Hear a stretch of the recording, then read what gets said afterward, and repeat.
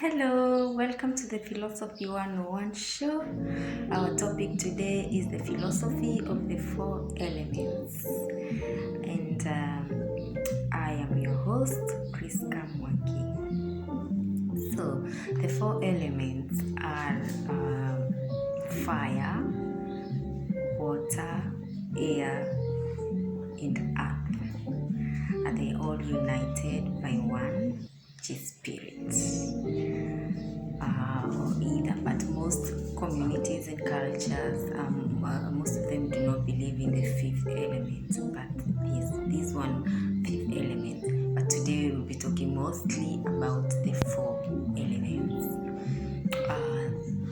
The four elements are not only found internally, but are also believed to be a part of the human body. They are in us.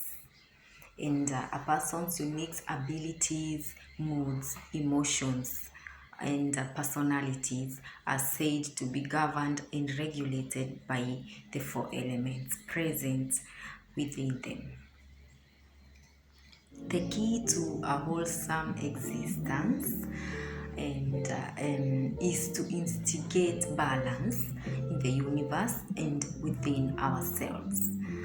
So fire is a symbol of love, desire, anger, power, assertiveness, and energy. It is considered to be the first element to be created on earth. It is predominantly associated with the sun. It's also warm and dry elements. So fire is a transformative, and when merged with other elements, it can change and grow. For instance, when fire encounters air, it grows bigger and burns brighter. Philosopher Empedocles called these four elements the roots. Nothing new comes into being. The only change that can occur is the change in the juxtaposition of the elements with elements. With elements. We are controlled. So the four elements are both internally brought into union and parted from one another by two divine parallels. That's what he believes, that love and strife brings this internally into one union and are parted by strife. Love is responsible for attraction, that is fire, of different forms, attraction of different forms, which we call matter, the material things. Desire and strife is the cause of the separation, of their separation. If the four elements make up the universe, then love and strife explain their variation and harmony. Fire is a powerful masculine element and is symbolized by a triangle or a pyramid pointing upwards to the sky. That's the symbol of the fire element. And it's also associated with the planet Mars. And the corresponding zodiac signs are the Aries, Leo, and Sagittarius. Aries, Leo, and Sagittarius, these are the fire, they are governed by the fire elements. And so they correspond with these elements. And it also governs the spirit and resides within the solar plexus chakra. And when too much of this fire element, it can be destructive. So the key here is balance. So let's go to the next element, which is water.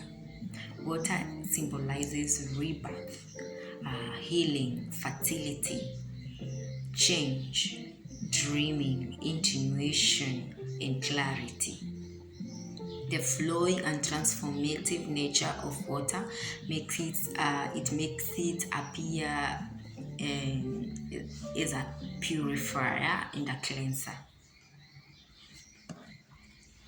Again, philosopher Empedocles described that elements existed together in their purity without mixture and separation, and the uniting power of love predominated in the sphere, and then the separating power of strife guarded the extreme edges of the sphere. Since then, strife gained more sway, and the bond which kept the pure elementary substances together in the sphere was dissolved. It got dissolved by strife. That's why there's more opposition in the universe today. The water element, which is a feminine element, by the way, and it is symbolized by the inverted triangle or a pyramid pointing downwards to earth. The element is associated with planet Venus, and the corresponding zodiac signs are Cancer, Scorpio, and Pisces. These are the water elements. Water governs the soul, and it resides within the sacral chakra. The sacral chakra. While water is a soothing element, too much of it can be depressing. So again, balance. So the next element is air. Air is symbolized by knowledge, perception, communication, creativity, and strategy. So air is a warm, moist, and provides the mind and body with energy. The air element can be found in all of us, but its most visible manifestations is through breezes and wind. So the element of air, some call it wind.